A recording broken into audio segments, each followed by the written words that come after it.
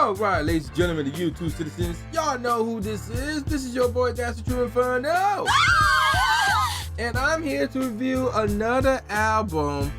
And this one is called Too Hot For T.V, which was done by the band under Bad Boy. So, in case y'all wondering, wait, what? You reviewing this? I'm like, hang on, pump the brakes real quick. Because just like Memphis Bleak is a slept-on artist, I believe that this is a slept-on album. But is it really that good? That's what we're going to find out. I recently reheard the album. So, and I decided to review it because it just popped in my head, I think Tuesday night or Wednesday night, something like that. Yeah, it was Tuesday night. And I'm like, I should review this album. So, let's get straight into it. So basically, Too Hot For TV is the first and only album by the rap group The Band, which was formed by, Puff Daddy, aka P. Diddy, aka Diddy, aka Sean Combs, on the show Making the Band. The album was the only one put out as a group, as they disbanded sometime after its release. The album spawned two singles, Tonight and Bad Boy This, Bad Boy That, and was certified gold by the RIAA when it sold 500,000 copies. So this album came out September 30th, 2013, and there's a grand total of 18 tracks on this album. Now, 3 of those, actually, let me be more official. 4 of those tracks are, not skits, I can't call them skits, interludes.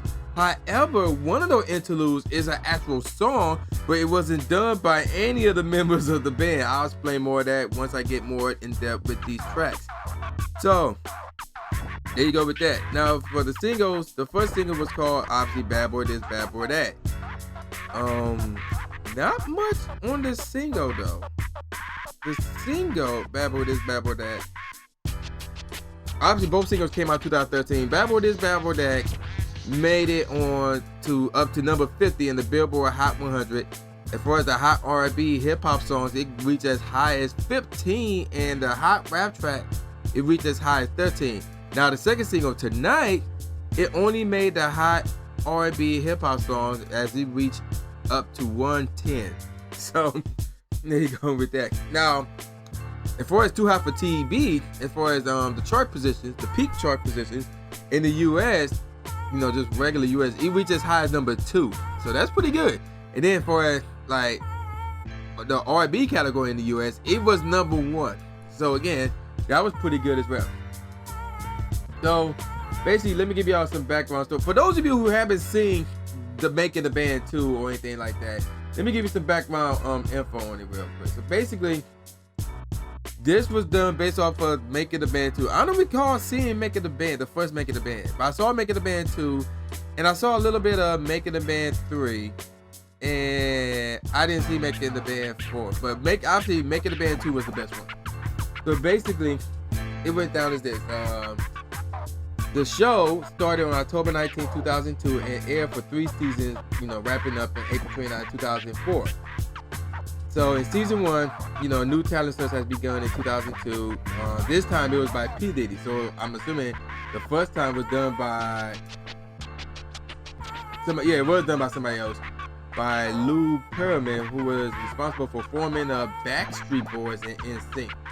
So he was apparently he did the first Making the Band, and then P. Diddy did the second Making the Band. So Diddy sought to find the best rappers and singers from which to assemble a new a new rap group. After weeks of selection and training, P. Diddy chose the members of the band: Sarah Stokes, Dyla Dallinja, how you pronounce his last name, Frederick Watson, aka Freddie P, Rodney Hill, aka Chopper, and he got another name. I think he goes by the name of, if memory serves me right, he goes by the name of Young City. Yeah, that's right. Let's see, moving on. Lloyd Mathis, aka Ness, and of course Lenicy Rowley, aka Babs, or aka Babs Bunny. So those 6 made the cut. And then others such as, Orlando Goodman, OG, Walter Anderson, Hammond, Kimberly Burt, as we all know as Mysterious. He was a popular one on the show. Belinda Carter, aka Pocahontas, Damon Coleman, Jamie Hugh, Yasmin Mendez, Donesa Monique, Mina Monroe, Ala Ricks, and Jemira Turner did not make the cut. So that was it for season 1. Season 2 basically talked about the 6 that did make the cut. So for several weeks, the contestants were subject to difficult tasks, including walking from Midtown Manhattan to Brooklyn to purchase cheesecake for Diddy, and aspiring rapper Ness battled with Harlem MC Jay Mills. The finalists named themselves The Band. Their debut album, Too Hot For T.V, guys, you know, I already talked about that already. Then season 3, the band effectively ended its career at the end of the 3rd season of the show, when P. Diddy dissolved the group during the season finale. However, he still wanted to work with a few of the artists. So I remember that because 2 of the members actually left on their own. It was something like that. I know Dylon left. Dylon was the one that left. And Freddie P left, or he got booted or something like that. I forgot what the reason was. I don't remember exactly why they left or got booted, whatever the case it was. But at the end of the season 3, there was 4 of them left. And it was Sarah, Chopper, Babs, and Ness. So at the end of the season, at the end of Making the Band 2 rather, Diddy decided to keep Babs and Ness and make them, and basically put them as a hip-hop duo or rap duo, calling them the next Rap Bonnie and Clyde, although nothing was released from either one of them. Diddy also kept Chopper, who would going by the name as Young City, and put him as a solo artist under the label Bad Boy South, and unfortunately Sarah Stokes was basically dropped from Bad Boy. So there you go with that.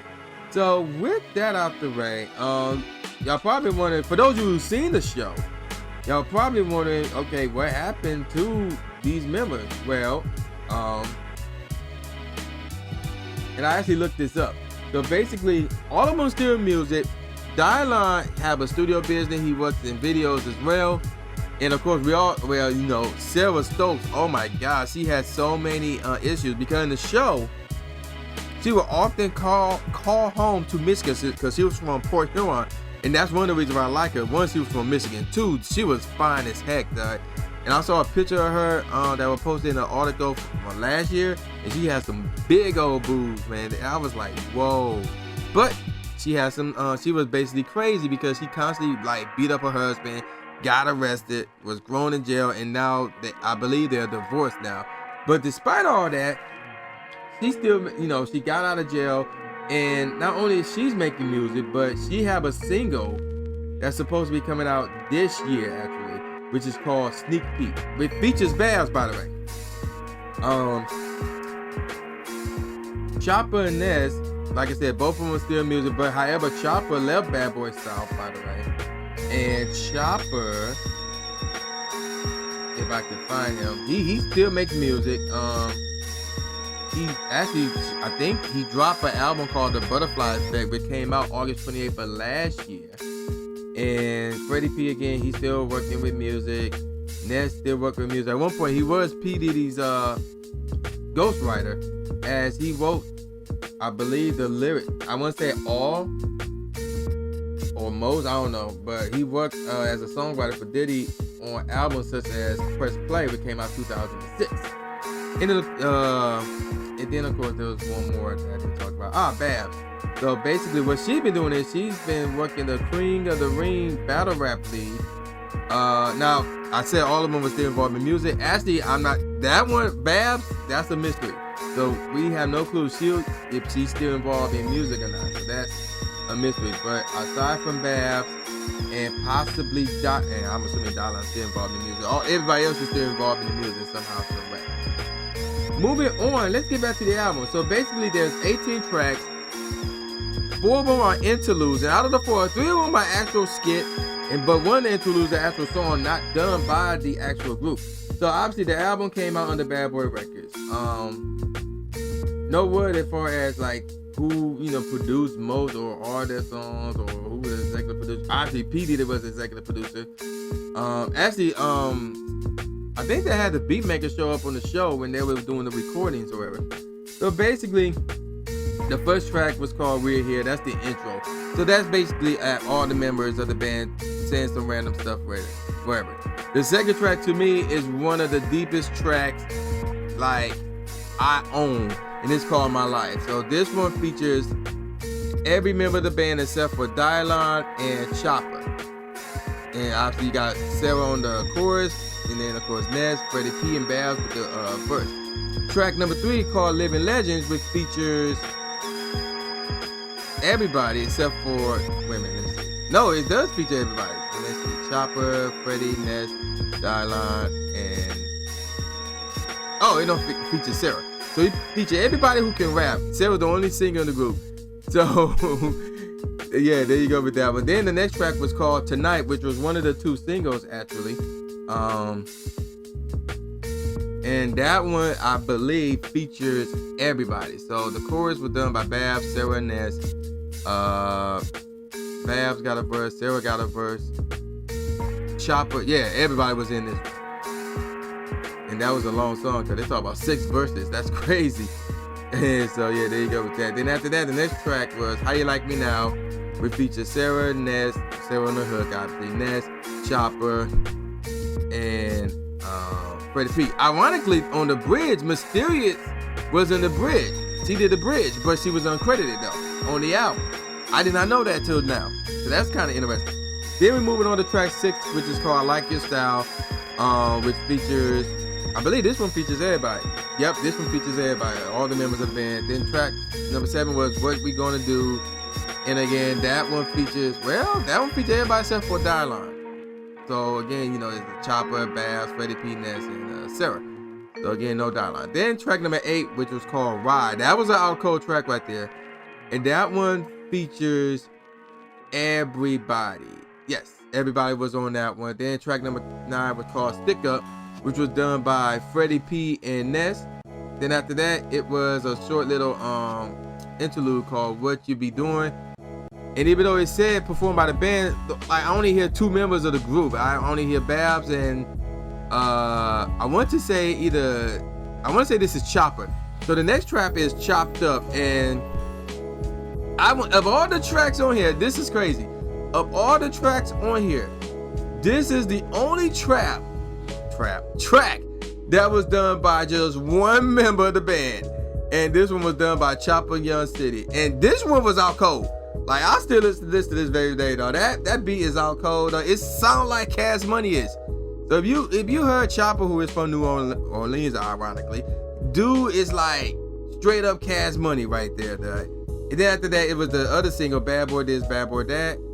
Diddy was in the intro, and everybody was on this one with the exception of Dylon and Sarah Stokes. So that was kind of interesting. Then the next track was Do You Know, which was a really good track, and that one featured Wyclef Jean. So and that featured every member of the band. Then the next track was Hold Me Down, which features everybody who can rap, meaning no Sarah Stokes. After that, another interlude, but this is the one that is more of a song, and this one was called Cheers to Me, Mr. Bentley, which features Farnsworth Bentley and the Mad Rapper. Although I guess the Mad Rapper was this annoying high-pitched voice who were doing like the background noise, vocals, whatever. It's crazy. But it's out cold though. Who know that Mr. Bentley got some bars? It was pretty out cold. After that, the next track was called They Know, and that was a pretty good track. That one featured Chopper and Freddie P. And that's it. And that one was a good track. And then after that, it was Go Steady. That's another one of my favorites. And this one was done by Sarah featuring Ness. So this is really a song more tailored towards Sarah. It just so happened that Ness was in it. Then the last track was track 18. But if you look this up on Wikipedia, they got it track number 17 tracks for some dumb reason. It's called Holla, the outro. That was done by all members of the band or whatever.